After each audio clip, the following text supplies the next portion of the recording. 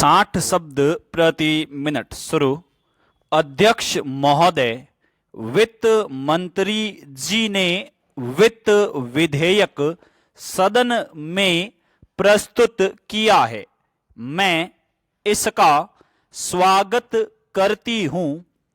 पिछले साल से जो कदम वित्त मंत्रालय ने उठाए हैं, उन कदमों से हमारे देश की आर्थिक स्थिति में व्यापक सुधार हुआ है। हमारे रुपए की कीमत बढ़ी है और जो महंगाई हमारे देश में बढ़ रही थी, उस पर हम काबू पा सके हैं। चेंज महोदय, हमारे उद्योगों में भी बढ़ोतरी हुई है। खास तौर से जो हमारे सार्वजनिक क्षेत्र के उद्योग हैं, उन्होंने बहुत ही अच्छा काम किया है।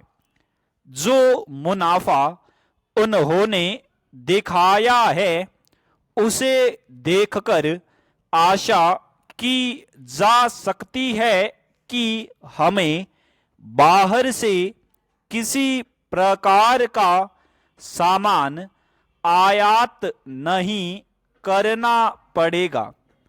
इसके लिए मैं उनकी तारीफ करती हूँ और आशा करती हूँ कि आने वाले वक्त में वे इसी तरह से और भी अच्छा काम करेंगे। चेंज महोदय, हमारे वित्त मंत्री जी ने निजी क्षेत्र में बहुत सी रियायतें दी है और इसी दृष्टिकोण से दी है ताकि देश का उत्पादन बढ़ सके, लोगों को रोजगार मिल सके और सभी लोगों को आवश्यक सामान सस्ती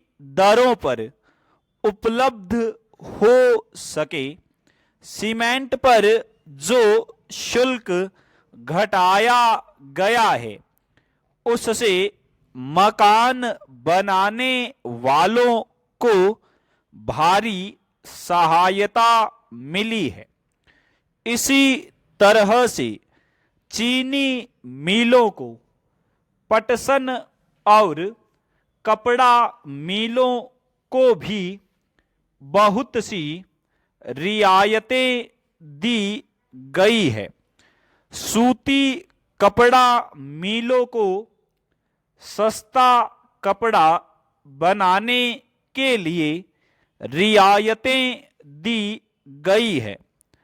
साथ ही हमारे वित्त मंत्री जी ने उनको कहा है कि इतनी छूट मिलने के बाद उद्योगपतियों को अपनी जिम्मेदारी समझनी चाहिए और अपना उत्पादन बढ़ाना चाहिए। चेंज मैं वित्त मंत्री जी का ध्यान विशेष रूप से निजी उद्योग वालों की मांग की ओर दिलाना चाहती हूँ।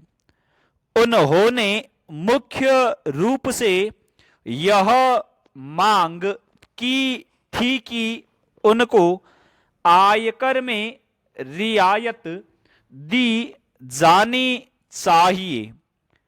मैं भी यह अनुभव कर रही हूँ कि जितनी आपने उनको रियायतें दी है, उतनी ही उनकी मांगे बढ़ती जाती है। इसलिए मैं आपसे निवेदन करूंगी कि आप अनुशासन के साथ इन पर निगरानी रखें, क्योंकि हमने यह देखा है कि वे अपनी जिम्मेदारियों को नहीं निभाते। उनका मात्र लक्ष्य मुनाफा होता है। उनका लक्ष्य यह नहीं होता कि ज्यादा से ज्यादा लोगों को रोजगार दिया जाए या ज्यादा से ज्यादा उत्पादन बढ़ाया जाए। वे अपने फायदे के लिए काम करते हैं और रियायतों का अनुचित लाभ उठाते हैं। स्टॉप।